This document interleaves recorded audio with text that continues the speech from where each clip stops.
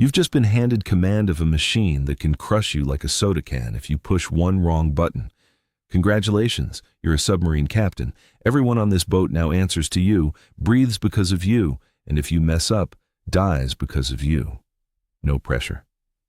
Well, actually, a lot of pressure, literally.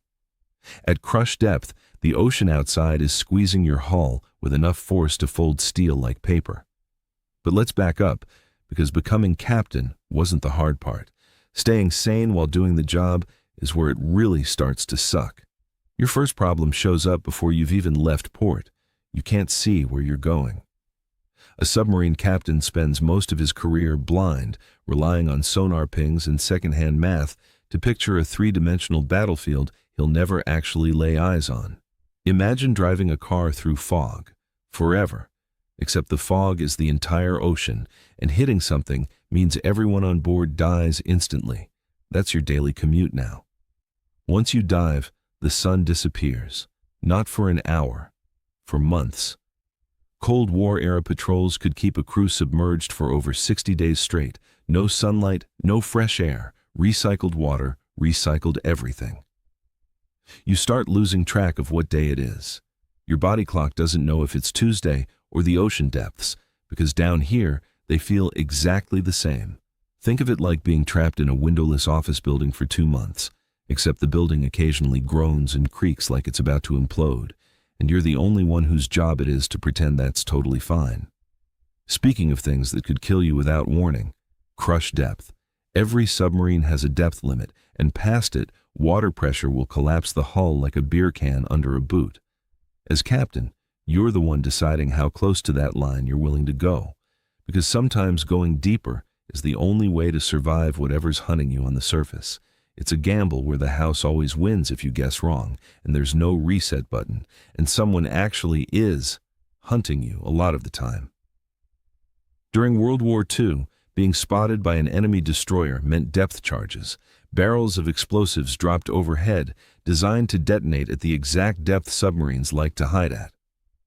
As captain, you'd order silent running, engines cut to a whisper, crew ordered to stop talking, stop walking, basically, stop existing, while explosions rattled the hull close enough to pop light bulbs. Some patrols logged dozens of depth charge attacks in a single day. You just sit there, waiting, listening to metal groan around you, hoping the guy up top gives up before your air runs out. Here's the part nobody puts in the recruitment poster. The boat itself will humiliate you. Submarine toilets in the early to mid-20th century worked on a pressurized blowout system, and if you flushed in the wrong order at the wrong depth, it could blow the contents of the toilet straight back into the room, and onto whoever was using it. This actually happened more than once to actual crews. Somewhere out there, a decorated naval officer's most humbling moment wasn't a battle. It was the bathroom. Now, as captain, none of this stress gets to show on your face. Your crew is watching you every second, reading your body language for the truth about how bad the situation really is. If you flinch, they flinch. If you panic, 30 grown men trapped in a metal tube 200 feet underwater start panicking with you. So you learn to project total calm even while your gut is doing backflips, like being the only adult in a room full of kids during a thunderstorm, except the thunderstorm could genuinely end everyone's life, and you can't even step outside for air. As you move up in your career, the stakes only get heavier. Modern submarine captains, especially on ballistic missile subs, aren't just responsible for their crew anymore. They're one of the small handful of people on Earth entrusted with launch authority for nuclear weapons. That's not a metaphor. Somewhere in a safe on that boat sits the material components of the end of the world, and part of your job description is, know exactly when using them would be justified, and be mentally prepared to give that order if it ever comes. Most jobs stress you out over deadlines. Yours stresses you out over the potential extinction of civilization. And through all of this, isolation, danger, responsibility nobody else on the planet has to carry, you don't get to talk about most of it once you're home.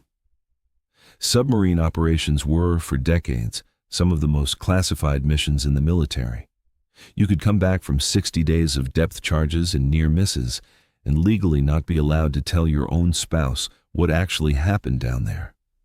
Imagine surviving something terrifying and then having to smile at dinner and say, "It was fine because the details are above top secret." The psychological toll adds up. Studies on submariners consistently flag heightened rates of stress, sleep disruption, and depression tied directly to prolonged isolation and sensory deprivation. No sunlight, recycled air, zero privacy, and weeks without a single piece of news from the outside world. You're essentially living the plot of a survival movie, except the movie doesn't end after 2 hours. It ends whenever your tour of duty says it does. And when something does go catastrophically wrong, there's often no fixing it. Submarine disasters throughout history, hull failures, flooding, mechanical disasters at depth, have a brutal habit of ending in total loss, with rescue arriving too late or not at all, simply because of how unforgiving the ocean gets a few hundred feet down. Every captain who's ever taken a boat under the surface knows that statistic sits in the back of his mind on every single dive. So by the time you're finally standing on the deck again, sunlight hitting your face for the first time in 2 months, crew safely home, mission complete. You've earned something most people will never understand. Not glory, not even really relief, just the quiet, bone-deep knowledge that you carried 30 lives, a floating steel coffin, and possibly the fate of a nuclear standoff through total darkness, and brought it all back in one piece. And somewhere out there, right now, another submarine is submerging. Another captain is stepping into that same silence, about to do it all over again.